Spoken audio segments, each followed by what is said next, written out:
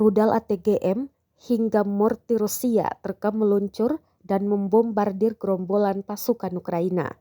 Rekamannya beredar di Telegram pada Kamis 30 Maret 2023. Rudal dan mortir yang diluncurkan dari jarak jauh tampak tepat mengenai sasaran. Sejumlah pasukan Ukraina tampak dihantam serangan Rusia. Dalam keterangan unggahan disebutkan militer Rusia menggunakan ATGM, mortir, dan senjata kecil dalam menggempur nasionalis Ukraina.